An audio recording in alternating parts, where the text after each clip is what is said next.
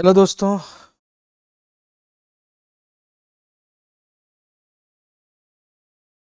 कैसे हैं सब लोग। वोल्टेज कनेक्शन में हमने काफ़ी समय दे दिया है, आप सब लोग जानकारी में है आपके, और देना जरूरी भी है।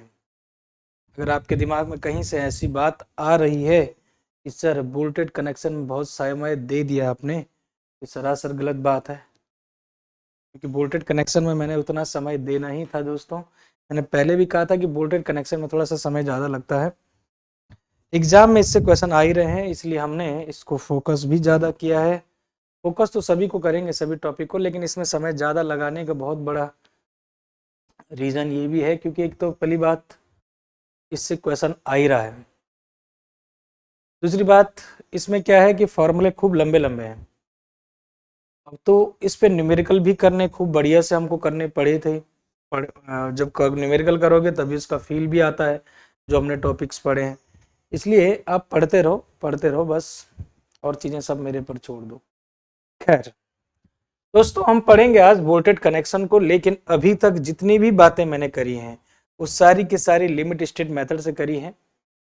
लेकिन वर्किंग स्ट्रेस मेथड में ही कुछ मॉडिफाइड करके वोल्टेज कनेक्शन के लिए, पहले तो नहीं था, मैं आपको बता दूं कि वोल्टेज कनेक्शन पहले तो नहीं था, लेकिन कुछ समय पहले ही मॉडिफाइड करके फॉर्मूलों में इधर उधर कुछ करके WSM से भी बनाया गया है वोल्टेज कनेक्शन। तो इसलिए हेडिंग बनाते हैं working stress method, working stress method, working stress method. तो चलिए वर्किंग स्ट्रेस मेथड के बारे में डिस्कस करते हैं दोस्तों।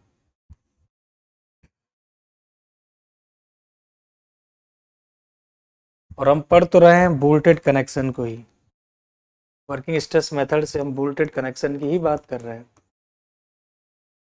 Voltage voltage connection. चलिए दोस्तों, वोल्टेज कनेक्शन की बात करते हैं। वर्किंग स्ट्रेस मेथड में सबसे पहली बात यह है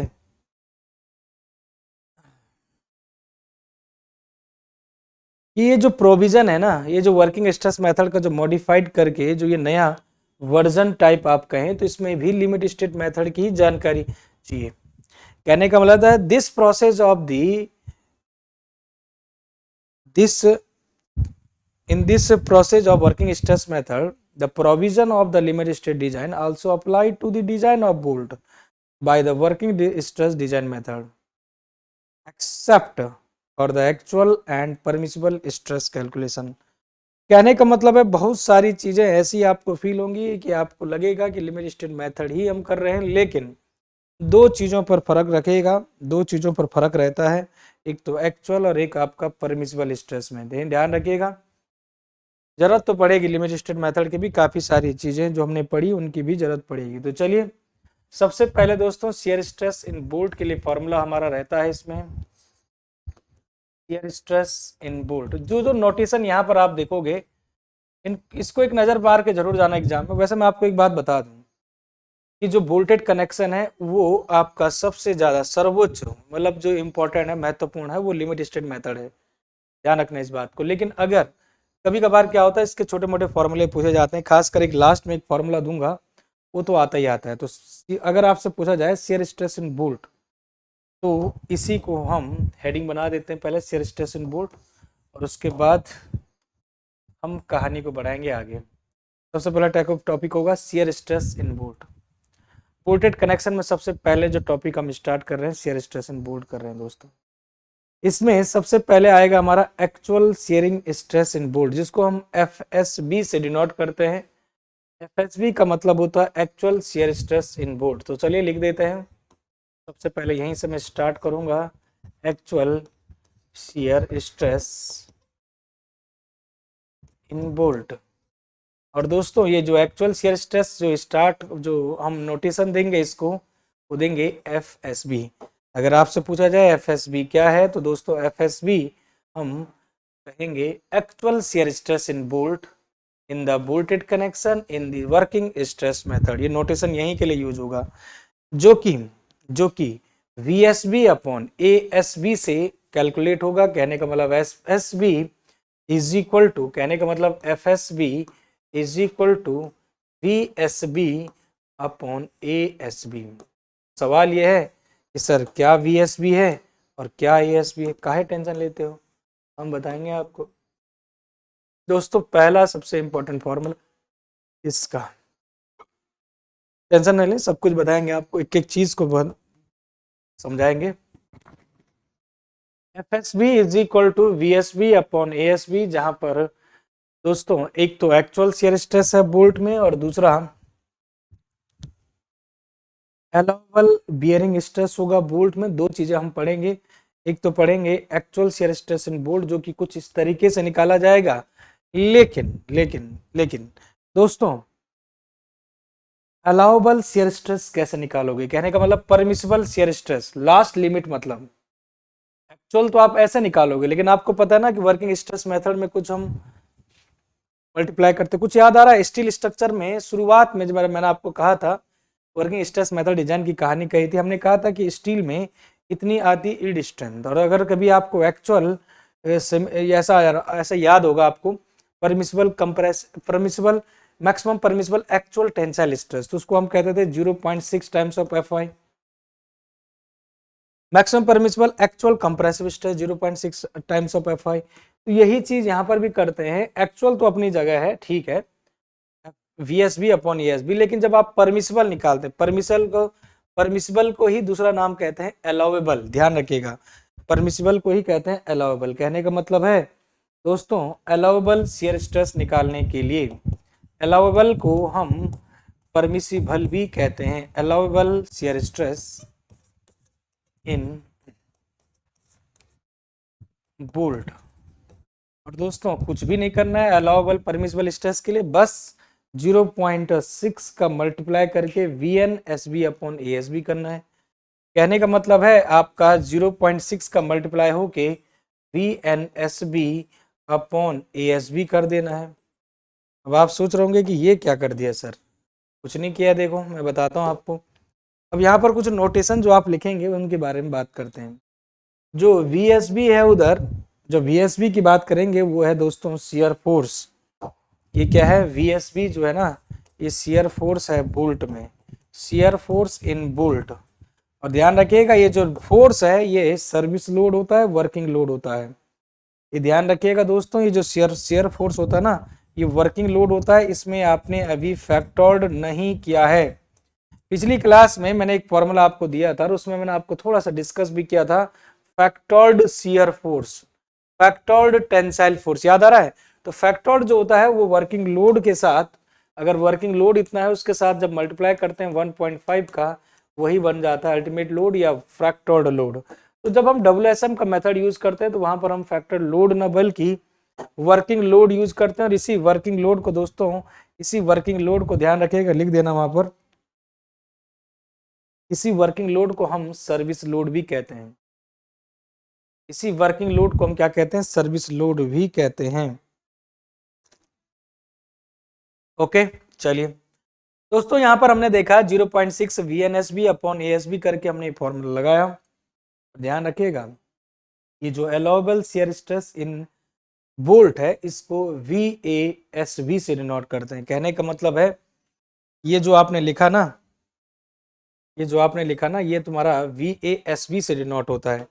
कहने का मतलब है ना, ये जो आपने लिखा ये VASB से डिनोट होता है, ऐसा VASB से डिनोट होता है, VASB से डिनोट होता है दोस्तों। ये फॉर्मूला हम आगे बढ़ाते चलते हैं और इस डब्बे को बंद कर लेते हैं ऐसे। Actual shear stress in bolt, this is the allowable, this is the shear force in the bolt, this is the working load actually, stress होता है फोर्स अपॉन एरिया। तो ये एक्चुअल ये तुम्हारा अलाउएबल या वर्किंग लोड हो गया upon area हो गया। और जब हम बात करेंगे अलाउएबल शियर स्ट्रेस की तो यहाँ पर हमारे पास VNSB, अब ये VNSB क्या है, इसको बोलते हैं nominal shear strength of bolt, nominal shear strength of bolt, nominal shear strength of bolt. कुछ इस तरीके से फॉर्मूले बना रखे हैं सोच समझकर, nominal shear strength of bolt, nominal shear strength of bolt, ये क्या हो जाएगा आपका VNSB। जरूरत पड़ रही है आपको, लेकिन ध्यान रखिएगा VNSB जो है nominal shear strength of bolt as calculated in, कहां पर कैलकुलेटेड किया था आपने, as calculated in limit state method. क्या क्या वीएनएसबी की जरूरत आपको पड़ी थी वहां पर? कुछ याद आ रहा है? वीएनएसबी में ही तो लिमिट स्टेट मेथड में तो आपने देखा था इस बारे में। इसीलिए मैंने कहा है दोस्तों, ये जो वर्किंग स्ट्रेस मेथड जो मॉडिफाइड करके बनाया गया बाद में, तो ये कहीं ना कहीं प्रोविजन है लिमिट स्टेट मेथड का ही अप्लाई करके डब्ल्यूएसएम को डिजाइन का। कहीं ना कहीं जरूरत पड़ेगी इसकी भी, इसमें भी कुछ फॉर्मूले जो है पड़ेंगे। अब आते हैं आपका दोस्तों कि एएसबी क्या है? Nominal shank area of bolt. Nominal shank area of bolt ये क्या कहलाता है? Nominal shank area of bolt. Shank area of bolt, तो बोल्ट का शैंक एरिया हो गया दोस्तों ये। तो शेयर स्ट्रेस इन बोल्ट हो गया, कोई दिक्कत नहीं। आपने nominal shear strength of bolt देख लिया, ये सारी बातें आपने देख ली हैं, ठीक है। ये थी दोस्तों आपकी तक बातें।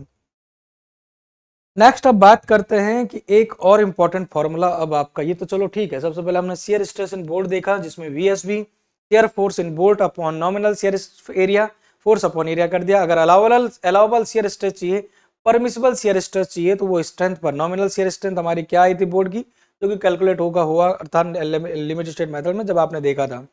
एएसबी वही nominal shear area of the board and into 0.6 कर देना, और वहीं से आपका आ जाएगा। क्योंकि दोस्तों ये कहीं ना कहीं एक एक उस स्ट्रेंथ को, उस स्ट्रेस को डिफाइन कर रहा होगा जो एक परमिसिबल स्ट्रेस है। जब आप 0.6 से मल्टीप्लाई कर देंगे तो वो और कम हो जाएगा। कहने का मतलब है ये तो हो गया आपका शेयर स्ट्रेस इन बोल्ट। अब आते हैं बियरिंग स्ट्रेस इन बोल्ट। दूसरा सीखेंगे दोस्तों bearing stress in bolt. Heading बना देंगे bearing stress in bolt. Sharing stress की कहानी हो गई। चलिए बियरिंग स्ट्रेस इन बोल्ट, सारी की सारी बातें आपकी वही चल रही हैं, डब्ल्यूएसएम की ही चल रही हैं। तो bearing stress of bolt, obviously bearing stress of bolt हमको सीखना पड़ेगा, तो सीख लेते हैं, क्या हमसे बड़ी बात है। बताओ। सबसे पहले बियरिंग स्ट्रेस ऑफ बोल्ट में सबसे पहला जो टॉपिक होगा, एक तो होगा actual bearing stress.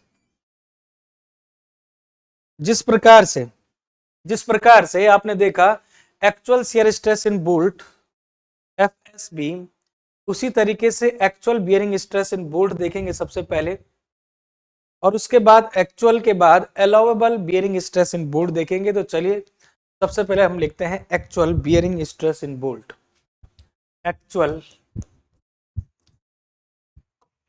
Actual bearing stress in bolt, दो बातें होंगी। Actual bearing stress in bolt, एक तो ये हो गया, और सेम टू सेम जैसे वहां पर किया आपने शेयर स्ट्रेस में, allowable bearing stress in bolt. चलो लिख देते हैं allowable bearing stress, allowable bearing stress in bolt. तो चलिए दोनों की बात करते हैं दोस्तों। एक्चुअल बियरिंग स्ट्रेस का मतलब होता है दोस्तों कि आपने यहां पर परमिसिबल स्ट्रेस का यूज नहीं किया, परमिसिबल स्ट्रेस वाला है। एक्चुअल वाला क्या होगा जी? वीएसबी यहां पर भी यूज होने वाला है, वीएसबी, लेकिन एफपीबी से इसको डिनोट करते हैं, ध्यान रखिएगा, इसको एफपीबी से डिनोट करेंगे। और ये होगा आपका एक्चुअल शेयर स्ट्रेस, जिसमें वीएसबी अपॉन ए पीबी ही उसको कहेंगे। समझ गए बात? तो दोस्तों यहां पर F P B is equal to होगा V S B upon A P B. A P B क्या होगा जी? बियरिंग एरिया होगा बोल्ट का ना प्लेट। और दोस्तों वी एस बी क्या है? वी एस बी आपका पहले की तरह है, share force in the bolt. कोई नई चीज नहीं है जी, कोई नई चीज नहीं है जी, लिखा दूंगा मैं आपको, टेंशन न लो, लास्ट में लिखा रहा हूं। एफ पी बी तो तुम्हें पता लग गया भाई, एफ पी बी तो है actual bearing stress in bolt, है वी एस बी वही क्या लिखा था यहाँ पर, V S B shear force in bolt, working load होगा वो। एपीबी क्या है? अरे बियरिंग एरिया होगा, लिखाऊंगा अभी आगे। अब बात करते हैं दोस्तों actual bearing stress in bolt. यहाँ पर 0.6 का ही मल्टीप्लाई कर देना है और वी एन पी बी कर देना है, कोई अलग चीज नहीं होनी। वी एन पी बी कर दो, लिख देता हूं यहाँ पर वी एन पी बी कर दो अपॉन ए पी बी कर दो और इनटू 0.6 कर दो। 0.6 का मल्टीप्लाई कर दो, जिस प्रकार से आपने यहाँ पर किया था वही सेम कहानी होगा, और यही कहलाएगा allowable bearing stress in the bolt. लेकिन सवाल यह है कि इसको डिनोट किससे करेंगे, किसी से भी करो आप, लेकिन जब कोड में जो बातें हैं वो है FAPB। कहने का मतलब है FAPB, इसको डिनोट किया गया है FAPB।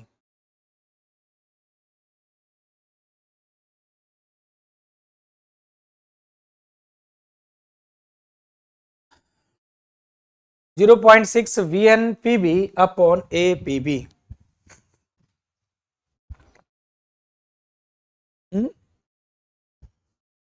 चलिए नोटेशन लिखते हैं, नोटेशन लिखते हैं। सबसे पहला आएगा दोस्तों VNPB। VNPB इसको बोलेंगे नॉमिनल क्या, nominal bearing capacity of bolt या bearing strength, nominal bearing strength या bearing capacity, nominal bearing capacity of bolt, capacity capacity of bolt. ठीक है, ये हो गया जी। उसके बाद APB जो है बियरिंग एरिया ऑफ बोल्ट होगा, APB bearing area of bolt होगा, बियरिंग एरिया ऑफ बोल्ट। और बोल्ट में कितना एरिया बियरिंग में है, लेकिन प्लेट में है, तो प्लेट में ना, प्लेट के में ही तो एम्बेडेड होगा बोल्ट, तो bearing area of bolt in the plate आप लिखेंगे बहुत बढ़िया से। VSB पहले लिखा रखा है। FPB जो है आपका actual bearing stress in bolt के लिए बोला है। सारी बातें हो गई खत्म। तो FAPB जो हो जाएगा 0.6 VNPB अपॉन APB। तो दोस्तों यहाँ पर WSM में भी एक बार हम शेयरिंग स्ट्रेस सीखते हैं, एक बार बियरिंग स्ट्रेस सीखते हैं, और फॉर्मूले आपको लिखा दिए। इसके बाद आएगा टेंसाइल स्ट्रेंथ इन बोल्ट। अब आएगा टेंसाइल स्ट्रेस इन बोल्ट। तो नेक्स्ट हेडिंग बना देंगे टेंसाइल स्ट्रेस के लिए formula, tensile stress in bolt, tensile stress in bolt. चलिए बालकों टेंसाइल स्ट्रेस को सीखते हैं बहुत ही मजेदार तरीके से। Tensile stress in bolt, tensile stress in bolt दोस्तों हेडिंग बना देते हैं, फिर से वही कहानी, एक बार एक्चुअल टेंसाइल स्ट्रेस, एक बार अलाउबल टेंसाइल स्ट्रेस। तो बस सबसे पहले हम एक्चुअल की बात करते हैं, actual tensile stress in bolt, actual tensile stress in bolt. पहला हो जाएगा actual tensile stress in bolt, tensile stress same वही करना है जैसे हम पहले कर रहे थे, पहले एक्चुअल वाला फिर आपका अलाउबल वाला, तो इसमें भी टेंसाइल स्ट्रेस में पहले एक्चुअल आएगा ना, FTB से इसको डिनोट करेंगे, FTB ऐसा, FTB this is equal to, this is equal to ATB area in tensile in bolt, और VSB शेयरिंग फोर्स तो आ गया, आएगा ही आएगा। तो दोस्तों VSB नहीं TS टेंसाइल फोर्स आएगा ना इसमें, TS का मतलब यहाँ पर वही वर्किंग टेंसाइल लोड आप कह सकते हैं। तो FTB is equal to TS upon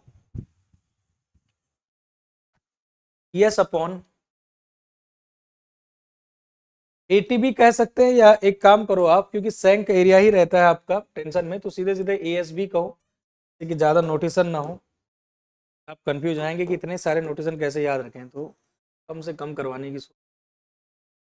ये बन गया जी आपका FTB, this is the actual tensile stress in bolt.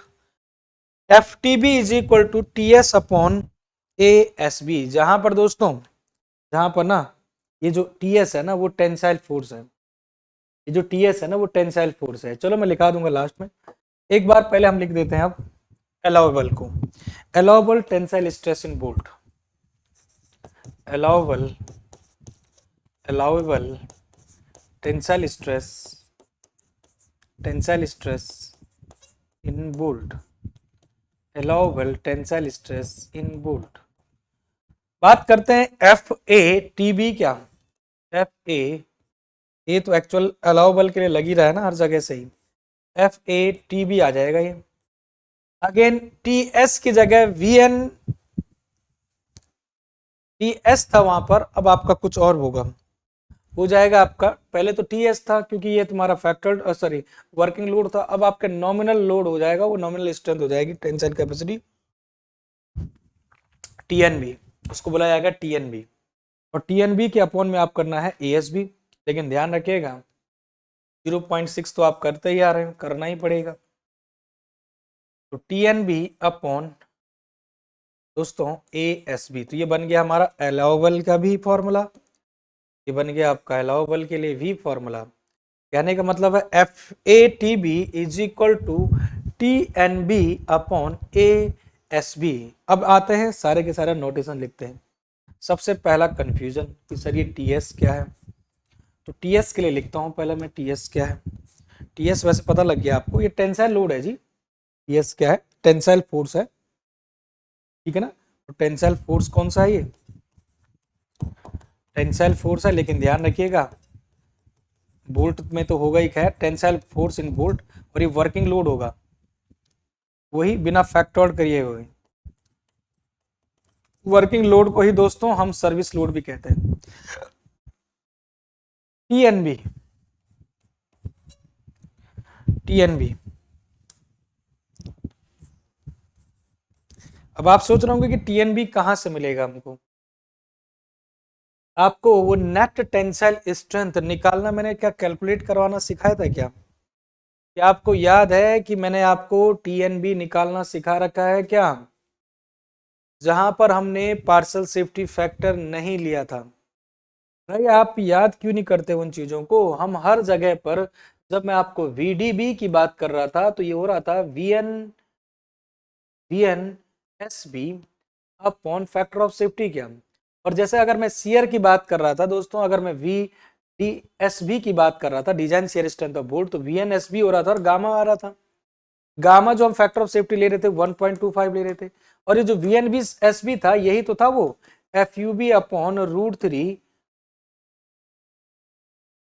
अगर वी एन एस बी की तो वैल्यू थी एफ यू बी √3, मल्टीप्लाई आप 1.25 तभी तो कर रहे थे, भले आप जानते हैं कि इसका वैल्यू था N N into A N B plus N S A S B, इसी तरीके से कर रहे थे। ऐसे ही आपने निकाला टीडीएन, निकाला टीडीजी, निकाला, तो बेटा यही तो कर रहे हैं वर्किंग स्ट्रेस मेथड में और लिमिट स्टेट मेथड में। सबसे बेसिक डिफरेंस क्या है, वो है पार्सल फैक्टर ऑफ सेफ्टी का। लिमिट स्टेट मेथड में हम पार्सल फैक्टर ऑफ सेफ्टी दे रहे हैं, safety factor for the bolt material, लेकिन यहाँ पर नहीं देते हैं, इसलिए हमें केवल इसकी बात करनी होगी। भले हम हल्का सा फैक्टर ऑफ सेफ्टी नहीं लगा रहे हैं, केवल सीधे हम सिग्निफिकेंट परमिसिबल स्ट्रेस के लिए 0.6 कर दे रहे हैं। तो यहां पर हमारा यूज इसका है, वर्किंग स्ट्रेस मेथड में इसका यूज है, इसको हम नहीं ले रहे हैं, इसको नहीं ले रहे हैं। वो आप टीडीजे वाले फॉर्मूले में देखो, टीडीएन वाला फॉर्मूले में देखो, या बियरिंग स्ट्रेस वाले फॉर्मूले में देखो, हर जगह हम देखा आपने कि आप पार्सल फैक्टर सेफ्टी को हटा के कर रहे हैं। तो वही चीज है दोस्तों, यहाँ पर जो टीएनबी भी है, जो वो टीडीएन था, वही चीज हमको करना है। और ये चीज nominal tensile strength of bolt है, एक्चुअली में nominal tensile strength of bolt है, nominal tensile strength of bolt है, nominal tensile strength of bolt, nominal tensile strength of bolt है दोस्तों। और ध्यान रखिएगा this is calculated as in limit state, as calculated in, लिख देता हूं, calculated as in limit state method, क्या बोला मैंने, इन LSM। बस, तो TS आप जान चुके हो, AS भी आपको पहले ही मैं लिखा चुका हूं यहाँ पर कई दफा, यहाँ पर भी AS भी लिखा चुका हूँ, वही चीज है यहाँ पर भी, कोई नई चीज नहीं है। तो ये हो गया बेटा टेंसाइल स्ट्रेस के बारे में। तो यहाँ पर जितनी भी बातें हमने करी वो सब बातें अभी तक बोल्ट के बारे में करी, प्लेट के बारे में कोई भी बात नहीं हुई है। कहने का मतलब है स्ट्रेंथ हमने केवल अभी बोल्ट की देखी है, अब हम प्लेट के लिए आएंगे, लेकिन प्लेट की स्ट्रेंथ को निकालने से पहले, जैसे कि हम उसमें भी अभी पहले टेंसाइल स्ट्रेस निकालेंगे, सारी चीजें सीखेंगे, ब्लॉक शेयर का भी सीखेंगे विभन, लेकिन सबसे पहले यहाँ पर दिमाग के आगे जाने से पहले, प्लेट की स्ट्रेंथ निकालने से पहले वर्किंग स्ट्रेस मेथड में, उससे पहले एक नोट में एक इंपॉर्टेंट पॉइंट लिखाऊंगा जो कि इन्हीं सभी चीजों से जुड़ा हुआ है। देखिएगा, कभी भी कोई बोल्ट जब कंबाइंड शियर और टेंशन में हो, मैंने आपको कल भी एक फॉर्मूला लिखाया था, याद आ जाएगा आपको, उसी से मिलता जुलता है। कंबाइंड शियर एंड टेंशन, बस नोटेशन थोड़ा सा अलग है, तरीका कुछ वैसा ही। कंबाइंड शियर एंड टेंशन, कोई बोल्ट है जो कि आपका शियर और टेंशन में है, कहने का मतलब the bolt is subjected to shear and tension simultaneously, the combination in the combination of shear and tension both, उस दौरान एक रिलेशन सेटिस्फाई होना चाहिए दोस्तों, और वो क्या है उस चीज को समझो। एफ एस बी अपॉन, ये क्या था आपका एफ एस बी, अरे क्या था ये, और ये क्या है एफ ए एस बी, दोनों समझ आ रहे हैं क्या है ये, और एक मैंने आपको कहा था एफ टी बी, और एक कहेंगे हम एफ ए टी बी। इस सबको तो बता दिया यार, चलो मैं बताता हूं आपको क्या है। एफ एस बी, ये देखो एफ एस बी निकाल दिया आपने, उसके बाद निकाला आपने एफ ए एस बी, रख दिया। चलो दिस अपॉन दिस, ये सेटिस्फाई होना चाहिए, एक आपका एक्चुअल शियर स्ट्रेस और एक अलाउबल है, दिस अपॉन दिस, इसका रिलेशन। दूसरा मैंने क्या बोला, टेंसाइल का, F T B upon F A T B, कर लिया, इतना तो समझ आ गया। इनका स्क्वायर करोगे आप, इसका कर दोगे स्क्वायर, इसका भी कर दोगे दोस्तों स्क्वायर, और इनको जोड़ दोगे कुछ इस तरीके से, कुछ ऐसा ही कुछ फॉर्मूला कल बनाया था। एफ एस बी भी आप जानते हैं, एफ ए एस बी भी आप जानते हैं, एफ टी बी भी आप जानते हैं, और एफ ए टी बी भी आप जानते हैं। इसी का जब स्क्वायर करोगे दोस्तों, यही चीज जब इसका स्क्वायर करोगे, यही चीज आपके less than and equal to 1 होनी चाहिए दोस्तों। और ये बहुत ही ज्यादा इंपॉर्टेंट आपका रिलेशन है। यहाँ पर ये आपके कोई भी ऑब्जेक्टिव जब एग्जाम होते हैं, वहां पर डायरेक्टली ये रिलेशन, वहां पर आपको एक्सप्रेशन, 4 एक्सप्रेशन रहते हैं, और अगर आपने एक बार नहीं नजर मार के गए एग्जाम में तो आप जरूर गलत करेंगे। एफ एस बी और लॉजिक भी इसका है, F S B actual and nominal, मतलब कि अलाउबल, टेंसाइल वाला, एक्चुअल वाला और अलाउबल वाला, उनका स्क्वायर करके इस तरह का कोई रिलेशन आप ध्यान रखेंगे। ये भी हमें कोड कहता है। ये बात भी हमने किससे सुनी, कोड से सुनी। तो यहाँ पर बोल्ट की स्ट्रेंथ डब्ल्यू एस एम से खत्म होती है। उसके बाद आते हैं दोस्तों प्लेट के लिए, अब स्ट्रेंथ निकालेंगे, कहने का मतलब है स्ट्रेंथ ऑफ प्लेट। लेकिन ध्यान रखिएगा सारी की सारी बातें आज जो होंगी, आज की क्लास बस सबकी सभी जगह आपके बोल्ट की हो रही है, मतलब कि डबल एस एम की हो रही है। तो बात करते हैं दोस्तों, बोल्ट की बातें बहुत हो गई, अब मैं बात कर रहा हूँ स्ट्रेंथ की ऑफ प्लेट। तो सबसे पहले दोस्तों प्लेट जो है उसमें टेंसाइल स्ट्रेस भी आ सकता है, उसमें यील्डिंग भी आ सकता है, उसमें आपका रप्चर भी आ सकता है, उसमें ब्लॉक शियर फेलियर भी हो सकता है। तो सारी बातें करेंगे। कहने का मतलब मैं अगर एक्चुअल टेंसाइल स्ट्रेस की बात करूं सबसे पहले प्लेट में, दोस्तों सबसे पहले मैं शुरुआत कर रहा हूं एक्चुअल टेंसाइल स्ट्रेस। अगर मैं आपसे कहता हूं एक्चुअल टेंसाइल स्ट्रेस बताइए, एक्चुअल टेंसाइल स्ट्रेस, प्लेट की बात कर रहा हूं मैं भी, बोर्ड बार्ड को छोड़ा भी। एक्चुअल टेंसाइल स्ट्रेस निकालने के लिए क्या करोगे आप बताओ, स्ट्रेस इज इक्वल टू होता है फोर्स अपॉन एरिया, होता है कि नहीं होता है। फोर्स को आप टीसी से मान लो, एरिया को आप ग्रॉस एरिया से मान लो। कहने का मतलब है टीएस जो है टोटल फोर्स हो जाएगा टेंसाइल फोर्स, और ग्रॉस एरिया जो होगा प्लेट का, यही तो करोगे यार, और यही तो तरीका रहेगा। कहने का मतलब है एक्चुअल टेंसाइल स्ट्रेस जिसको आप एफ टी से डिनोट करोगे, F T is equal to हो जाएगा दोस्तों T S upon A G. कहने का मतलब है F T actual tensile stress is equal to T S upon A G आपको करना चाहिए था। तो ये तो हो गया आपका फॉर्मूला, अगर ऐसा कभी दिया गया तो चलो ठीक है, कोई दिक्कत नहीं है। लेकिन दोस्तों परमिसिबल स्ट्रेस इन प्लेट जो है ना, ये तो आपका एक्चुअल हो गया, एक्चुअल आपको ऐसा निकालना है, कोई तकलीफ नहीं है। लेकिन जब हम परमिसिबल स्ट्रेस की बात करते हैं ना, परमिसिबल स्ट्रेस, ये तो हो गया एक्चुअल, बहुत ही इंपॉर्टेंट है यहाँ पर, ये तो हो गया आपका एक्चुअल स्ट्रेस। लेकिन जब हम बात करते हैं परमिसिबल स्ट्रेस की, ध्यान से सुनिएगा, प्लेट की बात कर रहे हैं, अरे प्लेट में भी तो वैसे ही करोगे आप। एक तरफ जब आपने बोल्ट में देखा तो एक्चुअल निकाला, और फिर आपने परमिसिबल निकाला, अलाउबल निकाला, अलाउबल को ही परमिसिबल कहते, तो ऐसे ही यहाँ पर भी एक्चुअल के लिए तो तरीका वो हो गया। लेकिन दोस्तों अब परमिसिबल स्ट्रेस कैसे निकालोगे, टीएस जो है टेंसाइल फोर्स है भाई, टीएस क्या है, टेंसाइल फोर्स है, टेंसाइल फोर्स, एजी क्या है, ग्रॉस एरिया। टेंसाइल फोर्स आपका जो है, टेंसाइल फोर्स जो होगा ना वर्किंग होगा, ये वर्किंग होगा, वर्किंग लोड इस बिना फैक्टर किए। अब आते हैं दोस्तों अलाउबल स्ट्रेस या परमिसिबल स्ट्रेस। अलाउबल स्ट्रेस, या इसी को हम कहते हैं परमिसिबल स्ट्रेस, परमिसिबल स्ट्रेस इन प्लेट। अब देखो यहां पर परमिसिबल स्ट्रेस जो प्लेट है ना, इसके निकालने के भी तीन बहाने हैं। परमिसिबल स्ट्रेस इन प्लेट के लिए दोस्तों तीन चीजें होती हैं, मैं बताता हूं आपको। एक तो आएगा आपका FAT, ध्यान से देखते रहिएगा मेरी बात को। एक आएगा आपका FAT, दूसरा आएगा आपका FAT, दूसरा भी आपका FAT आएगा, और तीसरा भी आपका FAT आएगा। और इन तीनों में से जो मिनिमम होगा, इन तीनों में से जो मिनिमम होगा वही कहलाएगा दोस्तों परमिसिबल स्ट्रेस। अब आप सोच रहे होंगे तीनों तो सेम दिख रहे हैं भाई, नहीं जी, ये सेम नहीं है। एज गवर्नड बाय रीडिंग, ये वाला जो FAT आएगा, क्या आएगा, as governed bye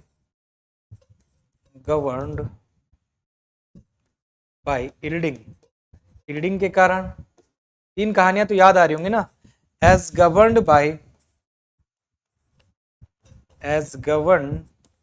bye rupture, net rupture, याद आ रहा है। और तीसरा क्या था जी, ब्लॉक शियर वाला, as governed by block shear, as governed by block shear.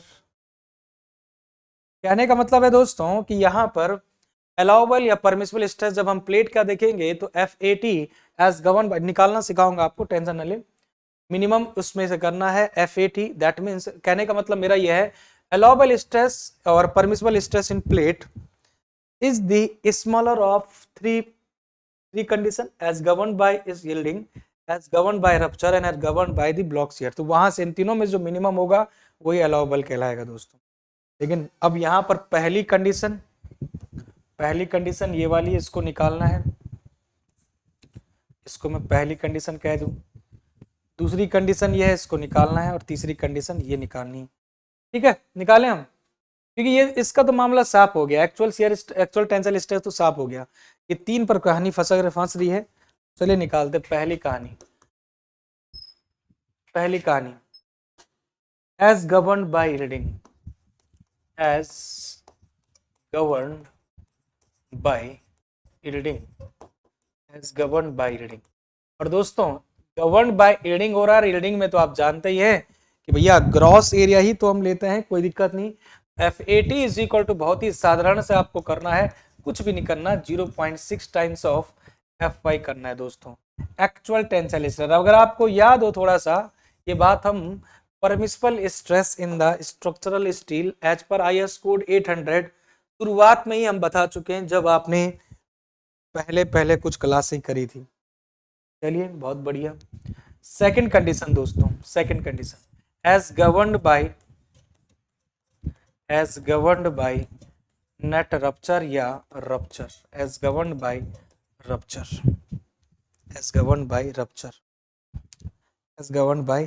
Rupture, बिल्कुल। FAT जो रखोगे दोस्तों यहां पर थोड़ा सा चेंज होता है, 0.69 इसको कर देना, कई लोगों को ये पता नहीं रहता है, 0.69 कर देना, और TDN कर देना, और अपॉन में ग्रॉस एरिया कर देना। और दोस्तों कोई नई बात नहीं है आपके लिए, क्योंकि TDN के बारे में मैं पहले ही आपको समझा चुका हूं। TDN क्या है बताओ, TDN क्या है, लिखना चाहोगे क्या TS TDN, क्योंकि TS पहले भी आपने लिखा है, एक्चुअल टेंसाइल फोर्स है। TDN क्या है, gross design strength in tension. अरे TDN आपका क्या है, डिजाइन स्ट्रेंथ इन टेंशन, या design tensile strength, design strength in tension. और ये जो TDN है आपने कहां से सीखा है, अरे लिमिट स्टेट से कैलकुलेट करके रखा था आपने। TDN के बारे में आपको सारी जानकारी दे चुका हूं, याद आ रहा है आपको, TDN TDG कुछ याद आ रहे हैं, वेरी गुड। तो TDN आपको वहीं से रखना है, AG ग्रॉस एरिया निकालेंगे। तीसरा दोस्तों, तीसरी कंडीशन, एज गवर्नड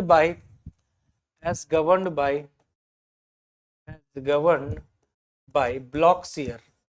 कुछ नहीं समझना इसमें भी, ब्लॉक शियर में भी फॉर्मूला लिखना है बस, कोई टेंशन नहीं, इसमें तो कोई दिक्कत ही नहीं है। भले वहां पर तो बड़े बड़े फॉर्मूले भी थे, भले उनका भी यूज हो रहा है, ऐसा नहीं है। तो यहां पर देखिएगा FAT इज इक्वल टू, अब आप सोच रहे होंगे कि क्या WSM मेथड आप सेपरेटली लगा सकते हैं?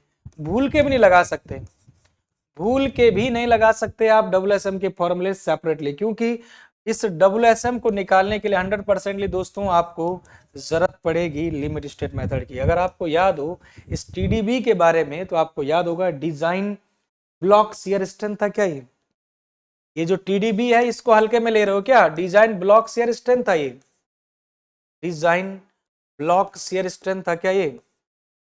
मैं बता चुका हूं, मैं इसलिए ज्यादा समय नहीं दे रहा मैं इसमें। और डिजाइन ब्लॉक शियर स्ट्रेंथ आपने कहां पर देखा था? लिमिट स्टेट मेथड में हम कैलकुलेट कर चुके थे। एजी वही ग्रॉस एरिया है। कहने का मतलब ये बात तो आपको 100% सत्यापित हो चुकी है बेटा कि बिना किसी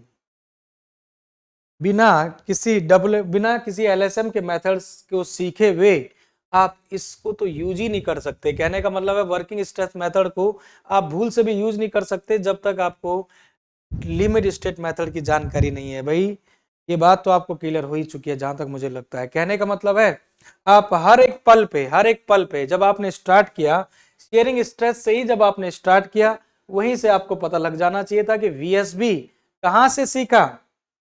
LSM से। VNSB उसके बारे में वहीं पर जानकारी ले ली थी आपने। VSB VNPB ठीक है। TS तो चलो टेंसाइल लोड लगाएगा, ये आ गया आपका, कोई दिक्कत नहीं। इसके बाद यहां पर देखो प्लेट में FT TS/AS ठीक है, यहां तक कोई दिक्कत नहीं। लेकिन ये TDN के बारे में कहां से आएगा? वो TDN TGD याद आ रहा है? तो TDN design strength in tension limit state method में सीखा था। और ये जो है TDB इतना बड़ा फॉर्मूला था वहां पर, याद आ रहा है? TDB दो तरीके से निकाला था, एक ग्रॉस, एक यील्डिंग शियर यील्डिंग और टेंशन रप्चर, एक टेंशन यील्डिंग शियर रप्चर, दो सिचुएशन थी। तो आपने TDB is equal to tensile block shear strength के हिसाब से निकाला।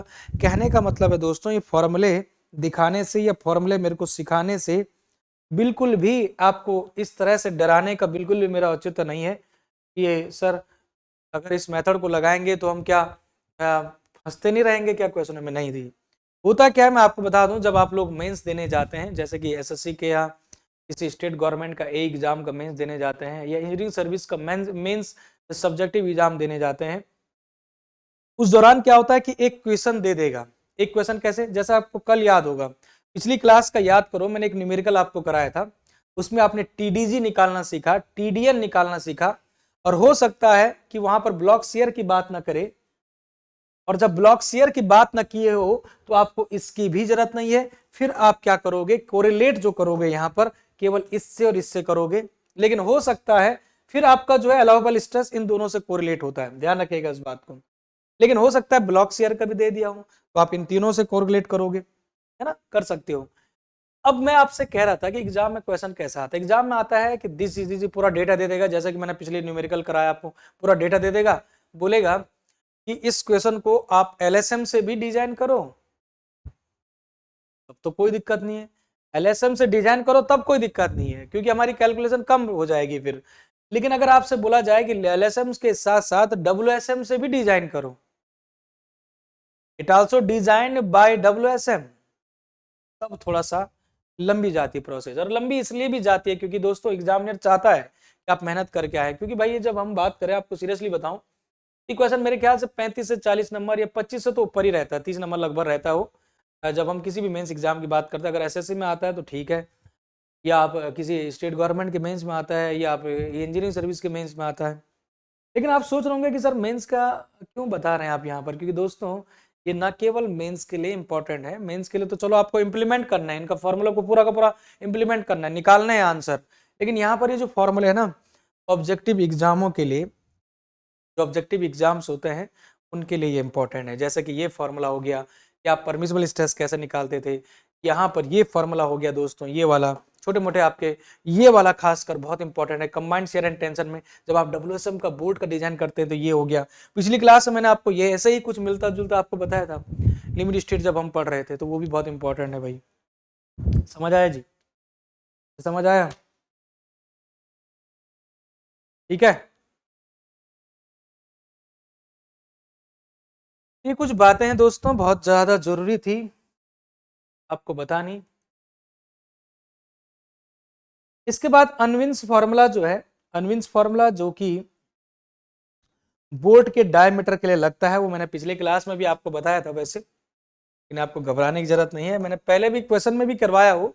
इसके बाद जो लास्ट बचता है अनविन्स फॉर्मूला लिख देना नोट में। वैसे तो पता ही है आपको अनविन्स फॉर्मूला, भाई कई बार लिखा दिया मैंने, वहां पर भी सिखाया आपको। अनविन्स फॉर्मूला क्या दिखाता है आपको, और Unwin's formula 5 is equal to 6.05 under root of T के लिए था क्या। तो ये जो है आपका अगेन इंपॉर्टेंट फॉर्मूला है। यहाँ पर ध्यान रखिएगा जो फाई है ना, ये जो फाई है ये आपका बोल्ट का डाया है, डायमीटर ऑफ बोल्ट। जैसे एग्जांपल के लिए M16 का बोल्ट है, दिखेगा आपको कहीं पर M16 बोल्ट, इसका मतलब वो 16 फाई होता है ना। कभी कभार आपको थिकनेस दे दिया जाता है तो आपको फाई निकालने में कोई आसानी नहीं है, उसके पास ग्रॉस डाया तो आप निकाले देते हैं। Minimum thickness of the plate, दो प्लेट होंगी अलग अलग थिकनेस की, तो वो रखना है आपको जो मिनिमम होगा, अगर सेम है तो कोई दिक्कत नहीं। Minimum thickness of plate, minimum thickness of plate, minimum thickness of plate, तो ये तो आप पहले भी जानते थे, हमने न्यूमेरिकल में भी किया है इन चीज़ों को डिस्कस, खैर कोई बात नहीं। तो दोस्तों यहाँ पर हमने देखा किस तरीके से आपने सारा का सारा कहानी बोल्टेड कनेक्शन का बहुत ही अच्छे से, बहुत ही प्योरली समझ के किया है, जहाँ तक मैं उम्मीद करता हूँ पूरा बहुत अच्छे से समझा है। और मैंने बीच बीच में न्यूमेरिकल आपको जानबूझ के करवाया, भले समय लगा है लेकिन वो समय लगाना बहुत जरूरी था, जिससे कि आपकी ग्रिप बनती गई होगी, जो कि बहुत जरूरी है। नेक्स्ट हम पढ़ेंगे दोस्तों सबसे इंपॉर्टेंट, सबसे बेहतरीन और सबसे ज्यादा महत्वपूर्ण टॉपिक्स में से एक, जिसको लोग छोड़ के जाते हैं, पढ़ के नहीं जाते और एग्जाम में आता है 100% ले आता है और फिर करके नहीं आते, क्योंकि लोगों को लगता है कि वो टफ है, लेकिन बिल्कुल भी टफ नहीं है, बिल्कुल आसान है। इसका नाम है असेंट्रिक लोडेड कनेक्शन, जो कि एसएससी का सबसे फेवरेट कॉन्सेप्चुअल क्वेश्चन है, और भी कई सारे एग्जाम का। तो चलिए डिस्कस करेंगे दोस्तों अगले एपिसोड में असेंट्रिक लोडेड कनेक्शन, जिसमें दो कंडीशन बनेंगी, direct load and twisting movement, and दूसरी कंडीशन बनेगी direct load and bending movement. पहली condition direct load and twisting movement, जो कि सबसे इंपॉर्टेंट यही वाला है, इसी से क्वेश्चन आता है, इसी से बनेगा क्वेश्चन, इसी पर ज्यादा फोकस भी हम करेंगे, लेकिन जानेंगे दोनों को। और दूसरा कंडीशन है direct load and bending movement, क्या है कैसा है वो सब बातें अगली क्लास में बताएंगे, पूरे पिक्चोरियल व्यू से, पूरा का पूरा इमेजिनेशन से, पूरा का पूरा आपको फिगर को बता के बताएंगे, टेंशन न लें। तो चलिए दोस्तों अगले एपिसोड में मिलते हैं, जिसमें हम बात करेंगे असेंट्रिक लोडेड कनेक्शन की। Thank you very much, thanks to all.